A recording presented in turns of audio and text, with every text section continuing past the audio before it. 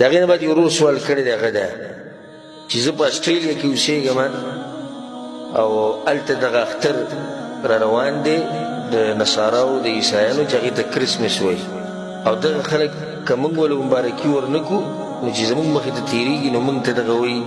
میری کرسمس او هیپي نیو اییر نو موږ به د دې څه جواب ورکوو الجواب هغه ده اول خو دا خبره یې ساتئ دا اهمه خبره ده چې مسلمان له نه دي جایز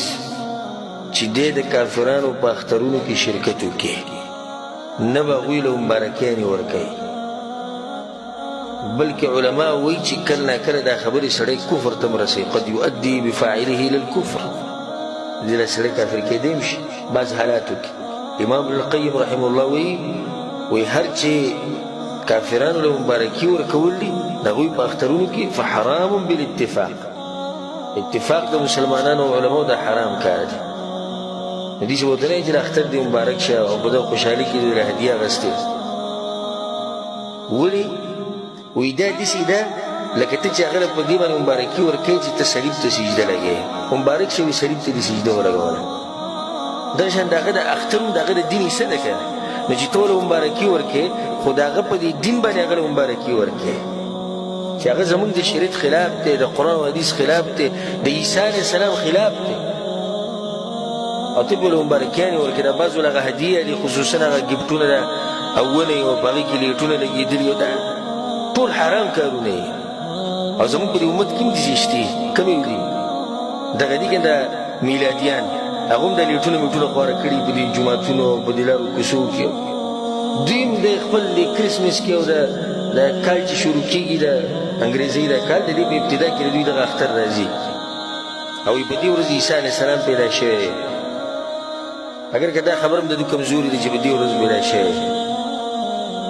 او هغوی عیسی علیه السلام د الله زوی دی والعیاذ بالله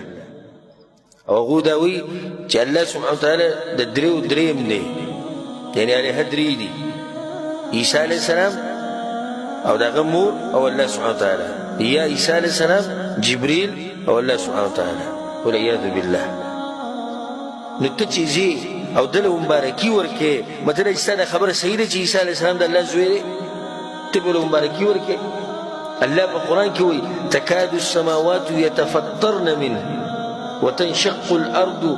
وتخر الجبال هدا الله وایي نږدې ده چې اسمانونه ټوکړي ټوکړي شي ځمکه وچاودي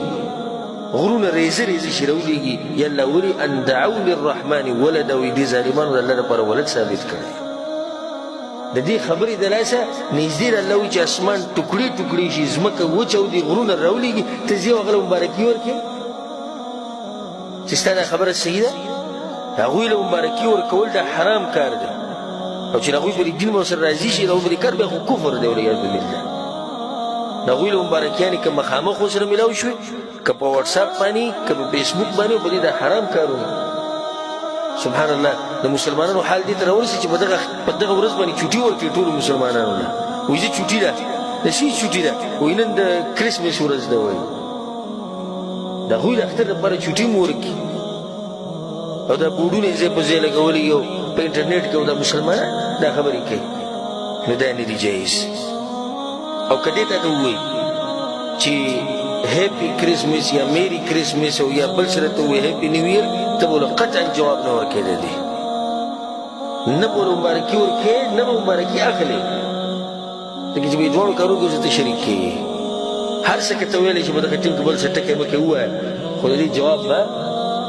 جواب به نه ورکې زما ټول وروڼو ته دا نصیحت دی چې په دې خپل دین باندې پکار دی چې موږ فخر وکړو د دې دین د لاسه الله سبحانه وتعالی موږ له عزت راکړی پکار دی چې موږ د خپل دین عزت وکړو په دې باندې فخر وکړو خوشحاله شو موږ ته څه ضرورت دی چې یهودیانو له مبارکیانې ورکوو نصرانیانو له ورکوو هندوانو له ورکوو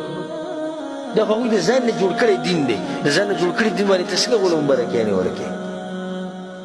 والله اعلم